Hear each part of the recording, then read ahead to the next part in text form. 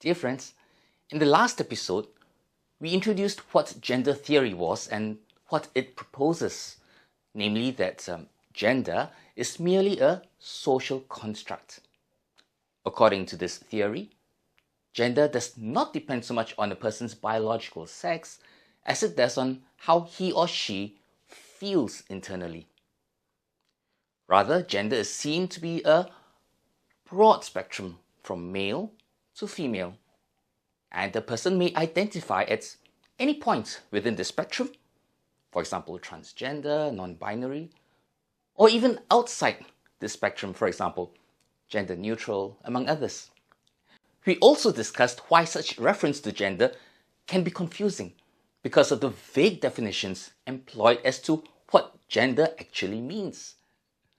We then concluded that episode with a proposal to use the term sex instead of gender, since sex is clear and well-defined. With this clarified, we can see why an individual is either male or female, no matter what personality he or she might have. In this episode, we will discuss briefly how gender theory came about. Certainly, it came about as a result of a complex interplay of philosophical, cultural, and social factors. But for the purpose of this video, we will limit ourselves to just a few significant ones that drove this idea to what it is today. Before we proceed further, we want to emphasize how important it is to differentiate the ideology from the person who experiences gender dysphoria.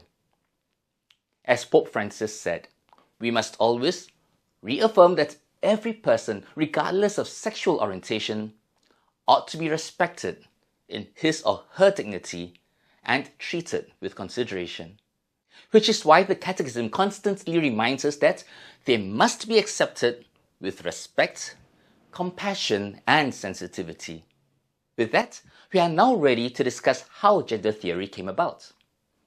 Now, many of us think that this phenomenon might have arisen only in the mid to late 20th century, but really, the philosophical fodder for its genesis had crept into Western thought long before that. Take Plato, for example.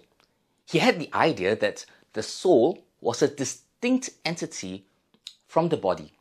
He thought the soul, or rather the body, was merely a shell or even a prison that the soul sought to escape from. Quite different from Aristotle's idea that the body and soul are in fact inseparable. Certainly compatible with what we believe, which is that we are a unity of both body and soul. As the Catechism tells us, spirit and matter in man are not two natures united, but rather their union forms a single nature. So we are not souls trapped in bodies. We are our bodies. In fact, being spirit and body at the same time, we are able to reveal spiritual realities to the material world around us. As Pope St. John Paul II said, the body, in fact, and only the body, is capable of making visible what is invisible, the spiritual and the divine. It has been created to transfer into the visible reality of the world the mystery hidden from eternity in God, and thus to be a sign of it. In other words, since we are made in the image of God, we can reveal the reality of the Holy Trinity to the world around us, in and through our bodies as male and female, which according to St. John Paul II are two reciprocally completing ways of being a body. Unfortunately, the dualistic concept that the soul is separate from the body simply refused to go away. Fast forward to the 17th century, and we hear René Descartes famously saying that I think, therefore I am. And this idea led to the belief that our minds were separate from, and indeed mattered more even, than our bodies. Fast forward again this time to the 20th century, and we have Jean-Paul Sartre, a French philosopher who championed absolute individual liberty or freedom and the idea that existence precedes essence. What this basically means is, since I exist and my freedom is paramount, I get to decide who I want to be, what I want to do, and in fact, I decide for myself what is right and what is wrong. As such, I can do whatever I want again with my body. I'm not bound by my nature, my essence as a human person, to follow any objective laws of human nature in my quest for fulfillment. With this, the stage was set for the advent of gender theory.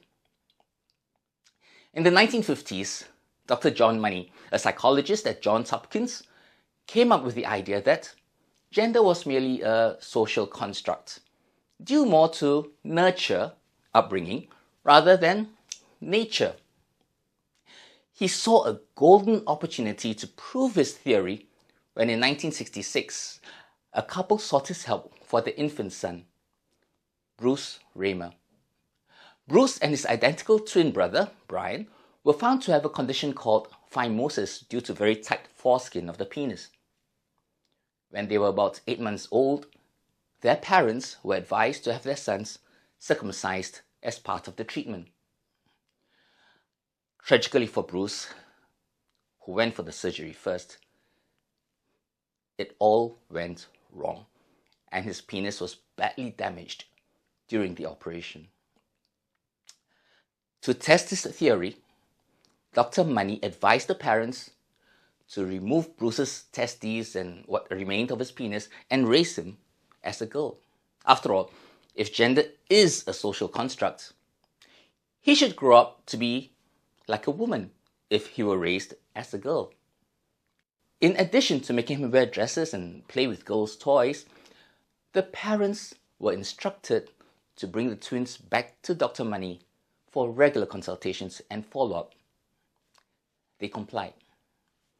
As time went on, Bruce, who was renamed Brenda, found a lot of difficulty adjusting to life as a girl, even though he was not as yet aware of the truth. He refused to play with dolls, felt like a boy, he behaved like one, and experienced severe depression. Later, he refused to go back to Dr. John Money for further follow-ups. Apparently, during these follow-up consultations at the clinic, he had made the twins examine each other's genitals and rehearse various sexual acts, claiming that this was necessary for healthy childhood sexual exploration. When Bruce finally confronted his parents and was told the truth, he decided to reclaim his male identity and took on the name David. Very sadly, even though he later got married and had kids through adoption, he and his wife divorced. Sometime afterward, he committed suicide at the age of about 38. Not long after his own brother Brian did the same. Meanwhile, Dr. John Money, who referred to the twins as the John Joan case, reported on how his theory on gender was proven correct by his experiment, and he described David's transition to a female as successful. Even though the truth eventually came out and his findings were subsequently discredited, it was too late. His ideas had permeated the minds of many who supported the view. On the societal front, some countries embraced this idea very readily and promoted gender-affirming treatment and transition even for the young, such as those in Scandinavia and other parts of Europe. Interestingly though, these same countries have now gone back on their policies and put a hold on this practice. What happened? Let us find out why in our next episode. As you will probably already suspect by now, there's so much more to this topic than the little I've discussed. So I've shared some links with you in the show notes below for your further reference. Before we end, we invite you to click a like to this video, share it with others you think will benefit from it, and help us spread the good news of Catholic parenting. God bless you and the family always. Bye for now.